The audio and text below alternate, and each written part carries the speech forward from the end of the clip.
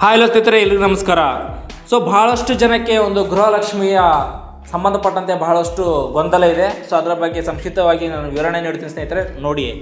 ಇದನ್ನು ಯಾರೆಲ್ಲ ಇನ್ನೂ KYC ಮಾಡಿಲ್ಲ ಅದರ ಬಗ್ಗೆ KYC ಮಾಡಿ ಏನೆಂಬುದರ ಬಗ್ಗೆ ನಾನು ಸಂಪೂರ್ಣ ವಿವರಣೆ ಕೂಡ ನೀಡುತ್ತೇನೆ.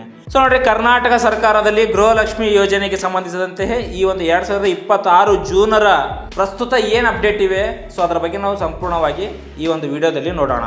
ನೋಡ್ರಿ, ಇತ್ತೀಚೆಗೆ ಗೃಹಲಕ್ಷ್ಮಿಯನ್ನು ಸ್ವೀಕರಿಸಿರುವಂತಹ ಎಲ್ಲ ಮಹಿಳೆಗೆ ಏನು ಮಾಡಿದ್ದಾರೆ ಅಂತಂದರೆ ಬಯೋಮೆಟ್ರಿಕ್ KYC ಕಡ್ಡಾಯವನ್ನು ಕೂಡ ಮಾಡಿದ್ದಾರೆ. ಈ ಬಯೋಮೆಟ್ರಿಕ್ KYC ಏನು ಕಡ್ಡಾಯ ಮಾಡಿದ್ದಾರೆ ಅಂತ ಹೇಳಿ ಅದನ್ನು ಕೂಡ ಹೇಳ್ತೀನಿ. ನೋಡ್ರಿ, ಈ ಯೋಜನೆ ದುರ್ಬಳಕೆ ಆಗಬಾರ್ದು. ಈ ಒಂದು ದುರ್ಬಳಕೆಯನ್ನು ತಡೆಯಲು ಸರ್ಕಾರ ಏನು ಮಾಡಿದೆ, ಒನ್ ಟೈಮ್ ಬಯೋಮೆಟ್ರಿಕ್ ಅಂತೇಳಿ ಸ್ಟಾರ್ಟ್ ಮಾಡಿದೆ. KYC ಪ್ರಕ್ರಿಯೆಯನ್ನು ಕೂಡ ಕಡ್ಡಾಯವಾಗಿ ಯಾರೆಲ್ಲ ಗೃಹಲಕ್ಷ್ಮಿ ಹಣವನ್ನು ಕೂಡ ಪಡೆದುಕೊಳ್ತೀರಿ ಅವ್ರು ಕಡ್ಡಾಯವಾಗಿ KYC ಮಾಡಲೇಬೇಕು. ಈ ಒಂದು ಪ್ರಕ್ರಿಯೆ ಕಡ್ಡಾಯವಾಗಿ ಜಾರಿಗೊಳಿಸಿದೆ. ಫಲಾನುಭವಿಗಳು ತಮ್ಮ ಹೆಬ್ಬೆಟ್ಟು ಫಿಂಗರ್ ಪ್ರಿಂಟ್, ತಮ್ಮ ಹೆಬ್ಬೆಟ್ಟು ಅಥವಾ ಕಣ್ಣಿನ ಸ್ಕ್ಯಾನಿಂಗ್ ಅದರ ಮೂಲಕ ನವೀಕರಣಗೊಂಡು ಅವರು ಈ ಒಂದು ವೆರಿಫಿಕೇಷನನ್ನು ಮಾಡಲೇಬೇಕಾಗುತ್ತದೆ. ಈ ಒಂದು ವೆರಿಫಿಕೇಷನ್ ನೀವು ಮಾಡಲಿಲ್ಲ, ನೀವು ಹೆಬ್ಬೆಟ್ಟು ಕೊಡಲಿಲ್ಲ, ನಿಮ್ಮ ಕಣ್ಣುಗಳನ್ನು ಸ್ಕ್ಯಾನ್ ಮಾಡಿ ನೀವು ಅದನ್ನು ಅಪ್ಡೇಟ್ ಕೊಡಲಿಲ್ಲ ಅಂತಂದರೆ ಮುಂದಿನ ಕಂತಿನ ಹಣ, ಗೃಹಲಕ್ಷ್ಮಿ ಹಣ ತಮಗೆ ಬರುವುದು ಸಾಧ್ಯತೆ ಕಡಿಮೆ ಇರುತ್ತದೆ. ಹಾಗಾಗಿ ತಾವೇನಾದರೂ ಗೃಹಲಕ್ಷ್ಮಿ ಹಣವನ್ನು ಹಾಗೆ ಮುಂದುವರಿಸಬೇಕಿತ್ತಂದರೆ ತಾವು ಹೋಗಿ ಹೆಬ್ಬೆಟ್ಟನ್ನು ಒತ್ತಿ ವೆರಿಫಿಕೇಷನ್ ಮಾಡಬೇಕು, ಅಥವಾ ಕಣ್ಣಿನ ಸ್ಕ್ಯಾನಿಂಗನ್ನು ಮಾಡಿ ತಾವು ಗೃಹಲಕ್ಷ್ಮಿ ಹಣ ಪಡೆಯುತ್ತಿರುವಂತಹ ಅಭ್ಯರ್ಥಿಗಳು ಇದನ್ನು ಸ್ಪಷ್ಟವಾಗಿ ಅಪ್ಡೇಟನ್ನು ಕೂಡ ಮಾಡಲೇಬೇಕು.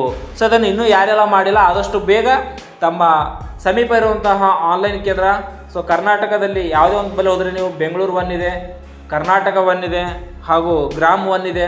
ಅಂಥದ್ರಲ್ಲಿ ಹೋಗ್ಬಿಟ್ಟು ತಾವು ಅಪ್ಡೇಟನ್ನು ಕೂಡ ನೀಡಬೇಕು.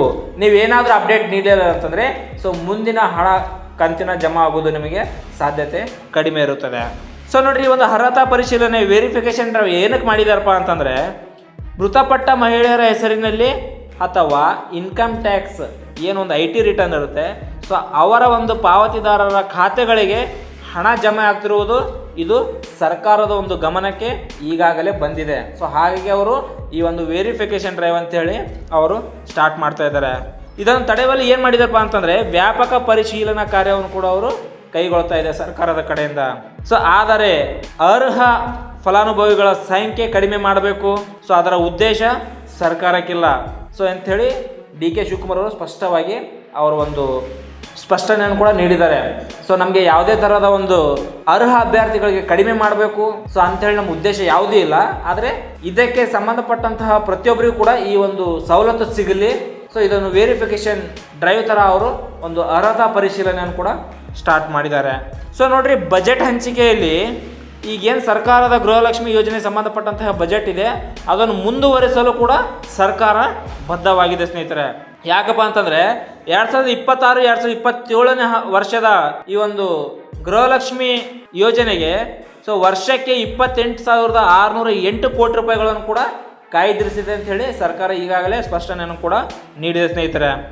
ಹಾಗಾದರೆ ಗೃಹಲಕ್ಷ್ಮಿ ಹಣ ನಮಗೆ ಕಂಟಿನ್ಯೂ ಬರಬೇಕು, ನಾವು ಏನು ಮಾಡಬೇಕಪ್ಪ ಅಂತಂದರೆ ತಾವು ತಮ್ಮ ಹತ್ತಿರದಲ್ಲಿರುವಂತಹ ಒಂದು ಆನ್ಲೈನ್ ಕೇಂದ್ರ, ಬೆಂಗಳೂರು 1 ಆಗಲಿ ಅಥವಾ ಕರ್ನಾಟಕ 1 ಆಗಲಿ ಅಥವಾ ಗ್ರಾಮ್ 1 ಅಂತ ಆಗಲಿ ಅಲ್ಲಿ ಹೋಗಿ ಆ ಒಂದು ಕೇಂದ್ರಗಳಿಗೆ ಹೋಗಿ ತಾವು ಭೇಟಿ ನೀಡಿ ತಮ್ಮ ಬಯೋಮೆಟ್ರಿಕ್ ವೆರಿಫಿಕೇಷನ್ ತಾವು ಪೂರ್ಣಗೊಳಿಸಿದ ನಂತರ ತಾನೇ ನಿಮಗೆ ಮುಂದಿನ ಕಂತಿನ ಒಂದು ಹಣವನ್ನು ಕೂಡ ನಿಮಗೆ ಜಮಾ ಆಗ್ತದೆ ಸ್ನೇಹಿತರೆ.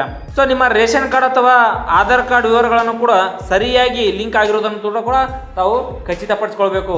ಇಲ್ಲದಿಂತಂದರೆ ತಮಗೆ ಮುಂದಿನ ಒಂದು ಕಂತಿನಲ್ಲಿ ಗೃಹಲಕ್ಷ್ಮಿಯ ಸಂಬಂಧಪಟ್ಟಂತೆ ಒಂದು ಹಣಗಳನ್ನು ಕೂಡ ತಮಗೆ ಜಮೆ ಆಗದೇ ಇರುವುದು ಕೂಡ ತಾವು ಕೈಗೊಳ್ತೀರಿ. ಅದಕ್ಕಾಗಿ ಈ ಒಂದು ಗೃಹಲಕ್ಷ್ಮಿ ಹಣ ತಾವು ಮುಂದೆ ಕಂತಿನಲ್ಲಿ ಬರಬೇಕಂತಂದರೆ ತಾವು ಹೋಗಿ ಒಂದು ಗ್ರಾಮ 1 ಆಗಲಿ ಅಥವಾ ಕರ್ನಾಟಕ 1 ಆಗಲಿ ಅಲ್ಲಿ ಹೋಗಿ ತಾವು ಬಯೋಮೆಟ್ರಿಕನ್ನು ವೆರಿಫಿಕೇಷನನ್ನು ಮಾಡಿಕೊಳ್ಳಿ. ಗೃಹಲಕ್ಷ್ಮಿ ಬಗ್ಗೆ ಇದಿಷ್ಟ ಅಪ್ಡೇಟ್ ಇದೆ. ಮತ್ತೆ ಮುಂದಿನ ವಿಡಿಯೋಗಳಲ್ಲಿ ಅದರ ಅಪ್ಡೇಟ್ ಬಗ್ಗೆ ತಿಳಿಸ್ತೀನಿ. Thank you.